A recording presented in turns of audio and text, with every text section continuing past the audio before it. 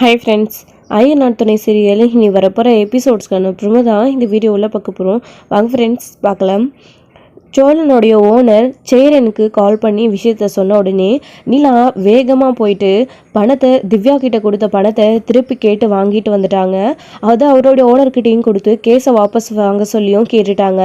சேரன் கெஞ்சி கேட்டுக்கிட்டாரு. இப்போ தான் அவங்க 2 பேரும் புரிஞ்சுக்க ஆரம்பிச்சிருக்கிறாங்க. அவங்களுடைய முழு கதையும் உங்களுக்கு நல்லாவே தெரியும்.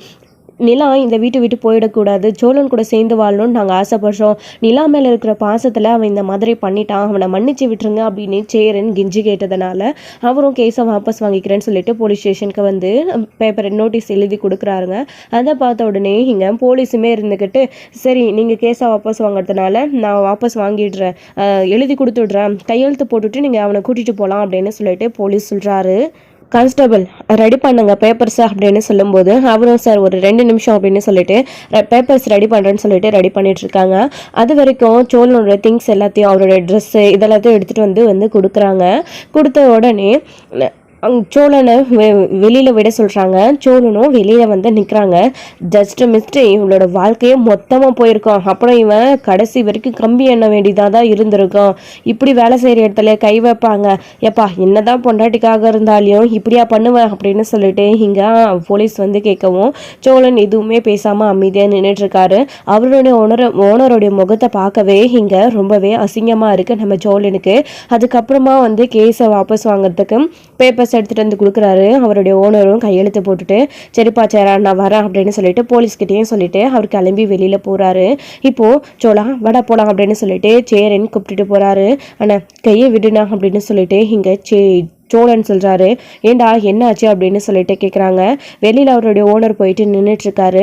ஆனால் ரொம்ப நன்றிண்ணா அப்படின்னு சேரன் சொல்கிறாரு. அப்போது உன் முகத்துக்காக தான்ப்பா பார்த்தேன், ஆனால் இதுக்கு மேலேயும் அவனை நான் மன்னிக்கிறதாகவும் இல்லை, மன்னிச்சு விடுறதாகவும் இல்லை, இதுவே கடைசியாக ஃபஸ்ட் அண்ட் லாஸ்ட்டாக இருக்கணும்.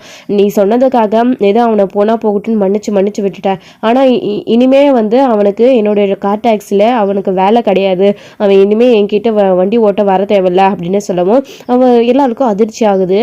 அதை நம்பி தானே சோழனே இருக்காரு அப்படின்னு சொல்லிட்டு சேரன் நிலா பேசி பார்க்குறாங்க. அவர் மனசு மாறது கிடையாது. இனி அவன் அங்கே வேலைக்கு வர வேண்டாம் அப்படின்னு சொல்லிட்டு கிளம்ப பார்க்குறாரு. ஆனால் 1 நிமிஷம்ண்ணே என்னை மன்னிச்சிடண்ணே, நான் எப்படி பண்ணணும்னு வேணும்னு பண்ணலைண்ணே, கண் முன்னாடி பணத்தை பார்த்ததும் நீங்கள் என்னை நான் கேட்டேன், நீங்கள் கொடுக்கல அப்படின்ன உடனே எனக்கு வேறு வழி தெரியாமல் நிலாக்காக நான் அதை எடுத்துட்டேண்ணே, நான் பண்ணது ரொம்ப பெரிய தப்பு தான், என்னை மன்னிச்சு விட்டுருக்கலண்ணே, எனக்கு அது போதுண்ணே அப்படின்னு சொல்லிட்டு சேரன் போலீஸ் வாசல்லே விழுந்து அவர்கிட்ட மன்னிப்பு கேட்குறாரு. போனால் போகட்டும்டா, தம்பி மாதிரி கூட வளர்த்துட்டேன், அதுக்காக மன்னிச்சு விட்டுட்டு போகிறேன், ஆனால் நான் வேலை இனி தரமாட்டேன், நீ அந்த பக்கம் வராத, பசங்களை விட்டு நான் காரை எடுத்துகிட்டு வந்து சொல்கிறேன், சாவியை கொடு அப்படின்னு கேட்ட உடனே கார்லேயே சாவி இருக்குதுண்ணா அப்படின்னு சொல்லிடுறாரு. ஸோ அதனால் வீட்டில் இருக்கிற உடனே அப்படியே வாங்கிக்கலான்னு சொல்லிட்டு முடிவு பண்ணிட்டாங்க. இப்போ போகலாம் அப்படின்னு சொல்லிட்டு கூப்பிடுறாங்க. நம்ம சேரன் வந்துட்டு நான் வரலண்ணே நீங்கள் கிளம்புங்க அப்படின்னு சொல்லிடுறாங்க. சோழா என்னடா சொல்கிற அப்படின்னு நிலா சைலண்ட்டாக அமைதியாகவே தூரமாகவே நின்றுட்டுருக்காங்க. சோழன் பண்ணது நிலாவுக்கு பிடிக்கவே இல்லை. ஆக்சுவலி அவர் திருடிட்டாரு, இப்படி திருடியிருக்காரு அப்படின்ன உடனே அப்போது சேரன் இருந்துக்கிட்டு ஏண்டா வரமாட்டேன்னு சொல்கிறேன் அப்படின்னு. இல்லைண்ணே, போன வாரம் இதே இடத்துல பல்லவனுக்காக நம்ம வந்து நின்னோம், இப்போ எனக்காக வந்து நின்றுருக்கீங்க, அவன் லாட்ஜுக்கு காயத்ரியை கூட்டிகிட்டு போயிட்டான் அப்படின்னு சொல்லிட்டு அவன் பண்ண தப்புக்கு அவனை எந்த அளவுக்கு தண்டிச்சோம், அவன்கிட்ட பேசாமல் இருந்தோம், அவனாச்சும் தாங்கிக்கிட்டான், என்னால் அதை தாங்கிக்க முடியாதுன்னு, நீங்கள் யாரும் பேசாமல் அந்த வீட்டில் என்கிட்ட இருந்தால் என்னால் இருக்க முடியாது, நான் பண்ணது எவ்வளோ பெரிய தப்புன்னு எனக்கு தெரியுது, எனக்கெல்லாம் அந்த வீட்டுக்கு வர்றதுக்கான தகுதி எதுவுமே கிடையாதுன்னு, நீங்கள் எல்லாருமே என்னை எத்தனை தடவை மன்னிச்சு விட்டு எனக்கு புத்திமதி சொல்லியும் நான் திரும்பவும் கேட்காம நிலாக்காக அப்படின்னு உடனே யோசிக்காமல் பணத்தை எடுத்துட்டேன், நான் பண்ணது எவ்வளோ பெரிய தப்புன்னு எனக்கு இப்போ தானே புரியுது, இல்லைண்ணே நான் அந்த வீட்டுக்கு வரலை, இப்படியெல்லாம் நடக்கும்னு ஒரு பிரச்சனை வரும்ன்றத நான் யோசிச்சு கூட பார்க்கல, அந்த இடத்துல நிலா அசிங்கப்பட்டு நின்னதும் நிலாக்காக மட்டும்தான் நான் யோசிச்சேனே தவிர நிலா அசிங்கப்பட்டு நின்றக்கூடாது, இந்த பணத்தை கொடுத்து எப்படி ஆச்சு நிலாவை அங்கே கெத்தாக அந்த கம்பெனியில் பார்ட்னர்ஷிப்பில் சேர்த்து விடணும் அப்படின்னு மட்டும்தான் நான் நினச்சேனே தவிர மற்றபடி நான் எதையுமே நினச்சி பார்க்கலன்னு. நம்ம ஏன் நான் இவ்வளோ நாள் இப்படியே இருந்துட்டோம், எதுக்குமே கையால் ஆகாதவங்களாம், வீடு நம்பினதில்லை, மற்ற எதுவும் நம்பினதில்லை, நிரந்தரமான ஒரு வேலை இல்லை, எதையுமே நம்பாமல் நம்ம ஒரு என்ன சொல்கிறதுனே தெரியலண்ணே. ஒரு சும்மா ஒரு வெத்து வேட்டாக நம்ம இவ்வளோ நாள் ஒரு அடையாளமே இல்லாமல் வாழ்ந்துட்டுருக்கோம். இதெல்லாம் நினைக்கும் போது ரொம்ப அசிங்கமாக இருக்குண்ணே. நமக்கு ஒரு பிரச்சனை ஆபத்துன்னு வரும்போது நம்ம எங்கேயோ போயிட்டு கடன் தான் வாங்குறோம்ல, நமக்காக யூஸ் ஆகும்னு நம்ம 10 ரூபா சேர்த்து வைக்கல இல்லைண்ணே. நிலா வந்ததுக்கப்புறமா தான் எல்லாமே நமக்கு புரிஞ்சிச்சு. அவங்க வந்ததுக்கப்புறமா எல்லாமே புரிஞ்சாலையும் அதுக்கப்புறமும் நம்ம இன்னும் இங்கே இப்படி இருக்குங்க. அதுக்கான காரணம் அவங்க இந்த வீட்டை விட்டு போகிறோன்னு சொல்கிறது தான். எப்போ வீட்டை விட்டு போவாங்கன்னு தெரியாமல் பயத்திலேயே நாம் அவங்கள தக்க வச்சுக்கணும் அப்படின்றதுக்காக மட்டும்தான் நம்ம என்னென்னமோ செய்கிறோமே தவிர, மற்றபடி நம்ம நிலா சொல்கிற மாதிரி இந்த குடும்பத்துக்குள்ளே சந்தோஷமாக இருக்கணும்னு நம்ம ஒரு நாள் கூட நினச்சதே இல்லைண்ணே அப்படின்னு சோழன் ரொம்பவே ஃபீல் பண்ணி சேரன் கிட்ட பேசுகிறாரு. இது எல்லாத்தையுமே சேரனாலையும் நம்ம நிலாவாலையும் புரிஞ்சிக்க முடியுது. நிலா இவர் பேசுகிற எல்லாத்தையும் கேட்டுக்கிட்டு தான் இருக்காங்க. நமக்காக பணத்தை திருடி இருக்காரு, திருடினது தப்புனாலையும் நம்மளோட நல்ல எண்ணத்துக்காக நமக்கு நல்லதை செய்யணுன்றதுக்காக தானே சோழன் திருடி இருக்காரு அப்படின்னு நிலா யோசிக்கவும் செய்கிறாங்க. அடுத்து சோழா இருக்கட்டும்டா, அப்புறம் வீட்டில் போய் எல்லாத்தையும் பேசிக்கலாம் வாடா அப்படின்னு சொல்கிறாங்க. இல்லைண்ணே, சின்ன பையனுக்கு அட்வைஸ் பண்ணி அவங்கிட்ட பேசணும், நாம அவங்கிட்ட கோவப்பட்டு பேசிட்டு இருந்தோம். ஆனால் இப்படியே அவனுக்கு புத்தி சொல்கிறேன், நானே இப்படி ஒரு தப்பு பண்ணிட்டு நிற்கிறேன். அவன் முன்னாடி நான் நின்னா என்ன பார்த்து அவனோட ஃப்யூச்சரும் கெட்டு போயிடும் இல்லைண்ணே. நான் அந்த வீட்டுக்கு வர தகுதியே இல்லாதவன், நான் எதுக்குமே லாக்கி இல்லைண்ணே, நான் எல்லாம் கையால் ஆகாதவன். நீங்கள் எல்லாரும் போங்கண்ணே வீட்டுக்கு, நான் எங்கேயாச்சும் அப்படியே போகிறேன், நான் பண்ண தப்புக்கான தண்டனையே இதை நான் ஏற்றுக்கிறேன் அப்படின்னு சொல்லிட்டு சோழன் அவர் பாட்டுக்கு போயிட்டே இருக்காரு. ஒன்றுமே புரியல நம்ம நிலாவுக்கு சேரனுக்கும். ஆனால் என்னதான் இவர் இப்படி பேசிட்டு போறாரு அப்படின்னு. அவன் செஞ்சது தப்பா இருந்தாலும் அவன் உனக்காக பண்ணதை ஆணித்தனமா நம்புறான்பா. அவன் இப்படியெல்லாம் பண்ணிருக்க கூடாதுன்னு அவனே மனசளவில் உணர்ந்துட்டான். இதுக்கு மேலேயே நம்ம சோழனை திட்டுறதுல எந்த பிரயோஜனமும் இல்லை. அவன் எதுக்காக திடீர் இருக்கான் அப்படின்ற ரீசன் நமக்கும் தெரியும். அவனும் நல்ல விதமா அவனோட மனசுல எப்படி இருக்குதோ அதை சொல்லிட்டான் அப்படின்னு சொல்லிட்டு இங்க சேரன்னு சொல்லவும், ஆனா அதுக்காக அவர் போக விட்டுற முடியுமான்னு கூப்பிடுங்கன்னு, அவர் தான் பண்ண தப்ப உணர்ந்துட்டாருல்ல அப்படின்னு சொல்லவும், சோழா நில்லுடா அப்படின்னு சொல்றாங்க. நிற்கவே இல்லை சோழன். அவர் பாட்டுக்கு அழுதுகிட்டே போயிட்டே இருக்காரு. அதுக்கப்புறம் சேரன் நிலா கார்ல, அதாவது ஆட்டோவில் ஏறிக்கிட்டு அவரை ஃபாலோ பண்ணுங்க அப்படின்னு சொல்லிட்டு போகிறாங்க. சேரனும் வண்டியில் ஏறிக்கிட்டு சோழா ஏறுடா அப்படின்னு கூப்பிடுறாங்க. இல்லைண்ணா நான் வரலண்ணா அப்படின்னு சொல்கிறாங்க. நிலா இருந்துக்கிட்டு சோழன் இப்போ ஆட்டோவில் ஏற போகிறீங்களா இல்லையா அப்படின்னு கூப்பிட்ட உடனே சோழன் அமைதியாக நிற்கிறாரு. ஏறுங்கன்னு சொன்னேன் அப்படின்னு சொன்ன உடனே சோழனும் ஏறி ஆட்டோவில் உட்காந்துக்கிறாரு. வீட்டுக்கும் போகிறாங்க. வீட்டுக்கு போன உடனே சேரன் இறங்கி வாடா சோழா வீட்டுக்குள்ளே அப்படின்னு கூப்பிட்றாரு. இல்லைண்ணா நான் வரல அப்படின்னு சொல்லிட்டு அங்கேயும் பிடிவாதம் பிடிச்சிட்டு நின்றுட்டுருக்காரு. அவர் பண்ணது தப்புன்னு சொல்லி நமக்கு அந்த வீட்டுக்கு போக தகுதியே இல்லை, எவ்வளோ பெரிய தப்பு பண்ணியிருக்கோம், அவங்க முகத்துலலாம் எப்படி முழியிறது அப்படின்னு சொல்லிட்டு போகவே மாட்டேன்னு பிடிவாதமாக நிற்கிறாரு நிலா. ஆனால் நான் பேசி அவரை கூட்டிகிட்டு வரேன் அப்படின்னு சொன்ன உடனே சேரன் உள்ளே போயிட்டாரு. ஏன் சோழன் இப்படி பண்ணீங்க அப்படின்னு சொல்லவும், தப்பு தாங்க, மன்னிச்சிடுங்க, நான் இவ்வளோ பெரிய தப்பு பண்ணியிருக்க கூடாது, உங்களை தாண்டியே வேறு எதுவும் எனக்கு பெருசாக தெரியலை, என்ன நடக்கணும் நான் கொஞ்சம் கூட யோசிச்சு பார்க்கல, என்னை மன்னிச்சிடுங்க அப்படின்னு சொல்லிட்டு சோழன் மன்னிப்பு கேட்கவும், யாரோ ஏதோ சொன்னாங்கன்னு சொல்லிட்டு எனக்காக ஏன் சோழன் நீங்கள் இந்த அளவுக்கு கஷ்டப்படணும், எத்தனை தடவை தான் கஷ்டப்படுவீங்க, நான் பஸ்ஸில் போயிட்டு கஷ்டப்படக்கூடாதுன்னு ஸ்கூட்டி வாங்கி கொடுத்தீங்க, பாண்டிக்காக பணம் வாங்கி கொடுத்தீங்க, நீங்களும் இந்த குடும்பத்துக்காக நிறைய செஞ்சுக்கிட்டு தான் இருக்கீங்க, ஏன் எனக்காக நிறைய பண்ணிட்டீங்க, திரும்ப நீங்கள் ஏன் சோழன் கஷ்டப்படுறீங்க, நான் தான் பார்ட்னர்ஷிப்பில் சேரலைன்னா கூட பரவாயில்ல, அங்கே ஒர்க் பண்ணிக்கிறேன், இல்லை வேறு கம்பெனியில் ஜாப் தேடிக்கிறேன்னு உங்ககிட்ட நிறைய தடவை சொல்லியும் நீங்கள் கேட்காம நான் பார்ட்னர்ஷிப்பில் சேர்ந்து கெத்தாக இருக்கணும்னு எனக்காக நீங்கள் கஷ்டப்படுறீங்களே சோழன். என் பெற்றவங்க கூட 4 நாள் என்னை தேடி வந்தாங்க, 4ஆவது நாள் எங்கேயாச்சும் போயிட்டு போகட்டும் அப்படின்னு தூக்கி எறிஞ்சிட்டு என்னை வேண்டான்னு போயிட்டாங்க. ஆனால் நான் உங்களை நம்பி வரல, ஒரு நம்பிக்கையில் கூட்டிகிட்டு போய் ஹெல்ப் பண்ணுவீங்க விட்டுருங்கன்னு சொல்லிட்டு கூட வந்தேன். ஆனால் இப்படி கடைசி வரைக்கும் கூடவே சேர்த்து பத்திரமா பார்த்துக்கிற மாதிரி இப்படி என்னை தாங்கன்னு தாங்குறீங்களே, நானே இப்படி ஒரு கல்யாணத்தை பண்ணிக்கிட்டு சந்தோஷமாக போயிருந்தா கூட இந்த அளவுக்கு என்னை பார்த்துட்டு இருந்திருப்பாங்களான்னு தெரியல சோழன்.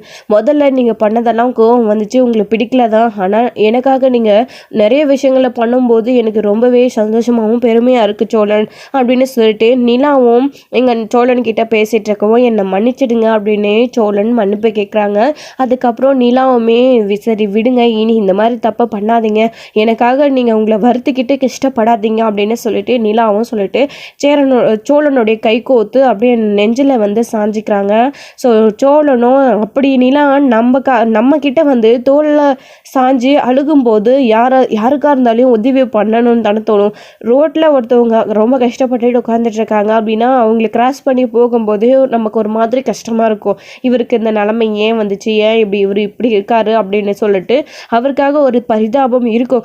கூடவே இருந்துக்கிட்டு ஒன்றா ஒரே வீட்டில் வாழ்ந்துக்கிட்டு தோல் தாண்டி அழுகும்போது அவங்களுக்கு ஒரு பிரச்சனைன்னும் போது ஹெல்ப் பண்ணாமல் போகிறதுக்கு எப்படி சோழனுக்கு மனசு வரும்? அதனால தான் சோழனும் எப்படியாச்சும் நிலா நல்லா இருக்கணுன்ற எண்ணத்தில் இதை பண்ணாங்க. ஏன்னா நம்ம கூட சேர்ந்து வாழணுன்றதையும் தாண்டி அவங்க அசிங்கப்பட்டுறக்கூடாது அப்படின்னு சோழன் நினச்சாங்க. ஏன்னா நம்ம கூட சேர்ந்து இருக்கணும்னா நல்ல பையனாக இருக்கணும், ஒழுக்கமாக இருக்கணும், பொய் சொல்லக்கூடாது, எந்த பொண்ணையும் பார்க்கக்கூடாது. ஸோ நம்ம பண்ணுற நிறைய விஷயங்கள் வீட்டில் யாருக்குமே பிடிக்கல, ஏன் நிலாவுக்கு கூட பிடிக்கல. அப்படியெல்லாம் நம்ம செய்கிறதுனால நிலாவுக்கு நம்ம மேலே கோவம் தான் வருது அப்படின்னு சோழன் இந்த விஷயத்த நல்லா தெரிஞ்சு வச்சுக்கிட்டே இருந்தாலும் இப்போவும் நிலாவுக்காக தான் திருடிட்டு வந்திருக்காரு.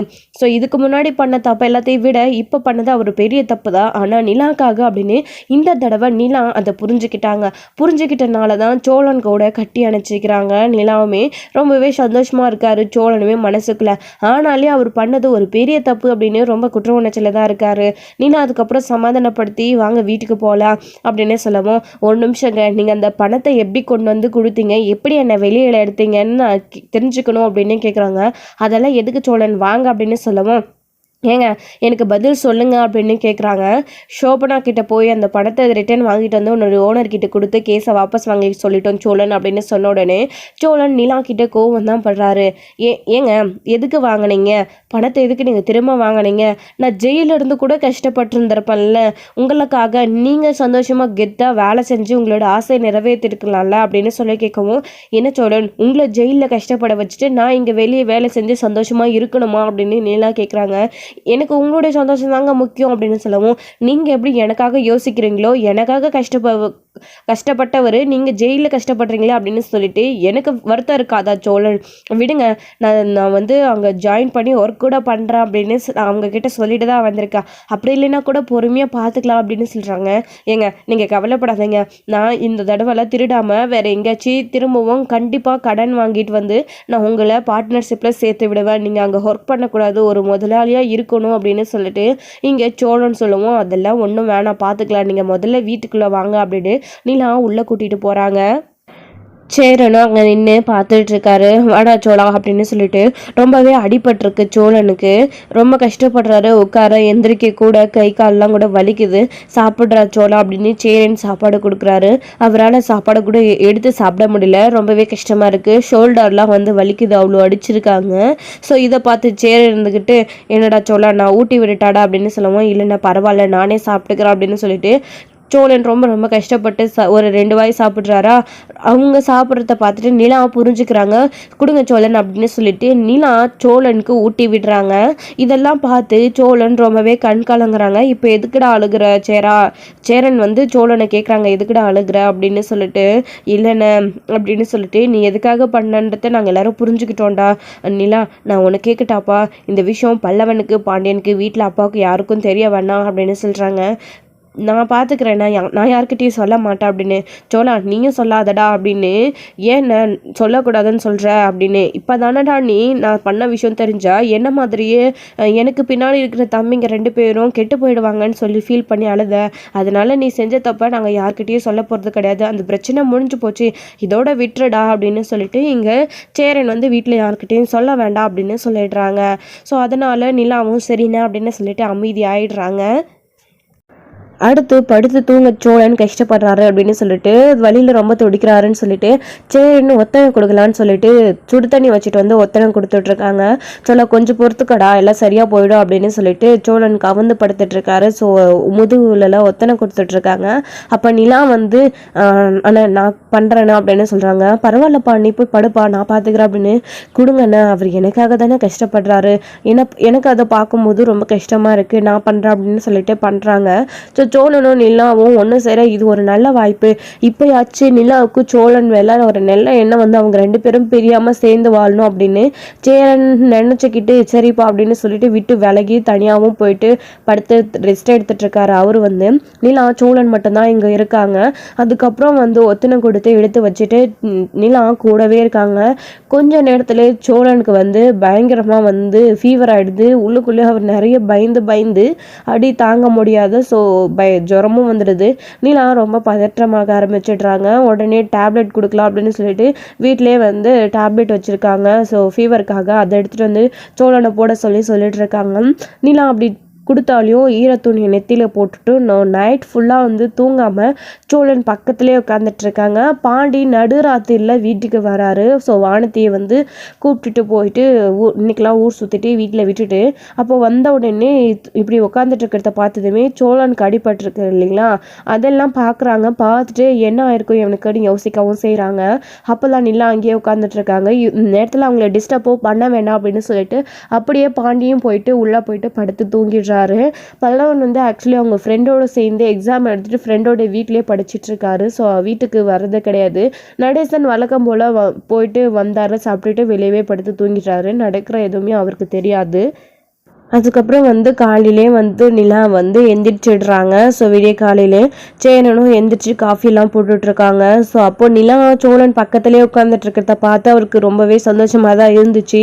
ஸோ இப்படியெல்லாம் இவங்க ஹஸ்பண்ட் அண்ட் ஒய்ஃபாக இருக்கணும் அப்படின்னு நம்ம எத்தனை நாள் ஆசைப்பட்ருக்கோம் அப்படின்னு சொல்லிட்டு அப்போ தான் சோழன் அப்போ கூட எந்திரிக்கிறதே கிடையாது, நல்லா தூங்கிட்டே தான் இருக்காரு. ஏன்னா அவருக்கு அவ்வளோ உடம்பு வலி கஷ்டமாக இருக்குது. ஸோ அதுக்கப்புறம் நிலா வந்து காலையில் ஆயிடுச்சு அப்படின்னு பெட்ஷீட்டு இழுத்து போத்திட்டு ஸோ எந்திரிச்சு அவங்களும் ஃப்ரெஷ்ஷாக போயிட்டு குளிச்சுட்டு வந்துடுறாங்க. நிலா இந்தாப்பா காஃபி அப்படின்னு. அப்புறம் எப்படிப்பா இருக்கான் இப்போ சோழன் அப்படின்னு உடனே, ஆனால் நைட்டு நீங்கள் போனதுக்கப்புறம் கொஞ்சம் நேரம் கழிச்சு ரொம்ப ஃபீவர் ஆக ஆரம்பிச்சிடுச்சுண்ணே, வீட்டிலே மாத்திரை இருந்துச்சு கொடுத்து படுக்க வச்சேன்னா, அதுக்கப்புறமும் நான் பார்த்துக்கிட்டே இருந்தேன். ஒரு டைம் திரும்பவும் ஃபீவர் அடிச்சிச்சு. அப்புறம் சில்லு தண்ணியில் ஒத்தடம் கொடுத்ததுக்கு அப்புறமா பரவாயில்ல என்ன இப்போ அப்படின்னு சொல்கிறாங்க. என்னப்பா ஜுரம் அடிச்சிச்சா, என்ன கூப்பிட்டுருக்கலாம்ல, ஹாஸ்பிட்டல் கூட்டிகிட்டு போயிருக்கலாம்ல அப்படின்னு. ஆனால் அப்படியே அதிகமாக இருந்தால் கூப்பிட்டுட்டு போயிருக்கலாம், அவருக்கு நிறைய அடிபட்டிருக்குல்ல, அதனால கூட இப்படி ஆயிருக்கும்னு சொல்லிட்டு நான் அப்படியே விட்டுட்டேனே. காலையில் அப்படியே அதிகமாக இருந்தால் போய்க்கலான்னு சொல்லிட்டு இப்போ ஓகே தானே அவர் அப்படின்னு சொல்லவும், இன்னும் எந்திரிக்காமல் தூங்கிட்டே இருக்கேனாப்பா அப்படின்னு சொல்லவும் அவருக்கு ரொம்ப கஷ்டமாக இருக்குண்ணே, விடுங்க தூங்கட்டும் அப்படின்னு சொல்லிட்டு நீங்களா சொல்லிடுறாங்க.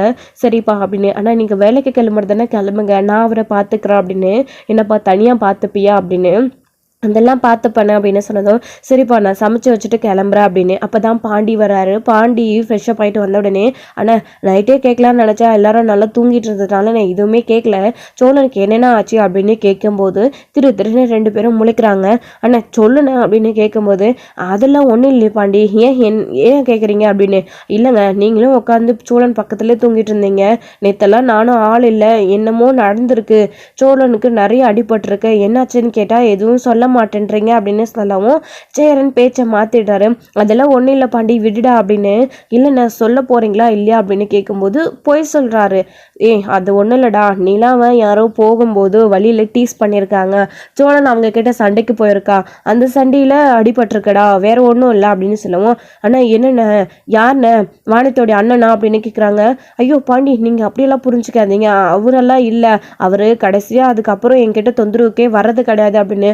அப்புறம் வேற யாருங்க சொல்லுங்க, உண்டு இல்லைன்னு பண்ணியிருப்பல, எனக்கு ஒரு ஃபோன் பண்ணியிருக்கலாம்ல அப்படின்னு.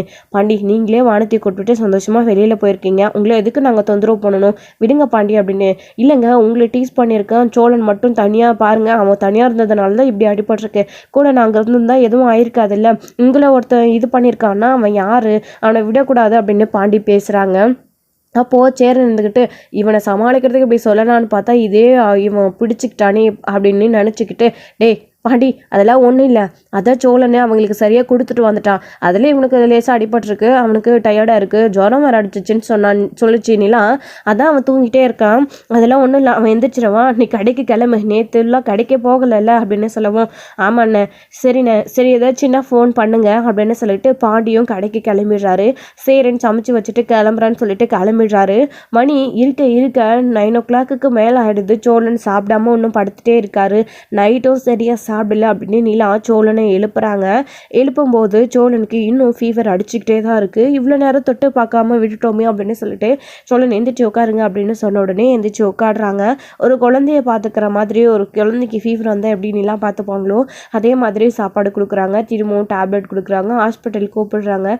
சோழன் வேண்டான்னு சொல்கிறாரு. பிடிவாதம் பிடிக்காதீங்க வாங்க சோழன் அப்படின்னு ஆட்டோ பிடிச்சிட்டு வந்து நிலா சோழனை கைத்தாங்கலாக கூட்டிக்கிட்டு ஆட்டோவில் ஏற்றிட்டு ஸோ ஹாஸ்பிட்டலுக்கு கூட்டிகிட்டு போயிடுவாராங்க. ஸோ நடேசன் வழக்கம் போல் எழுந்திரிச்சதும் வெளியில் கிளம்பிட்டாரு, இன்னும் வீட்டுக்கே வரல.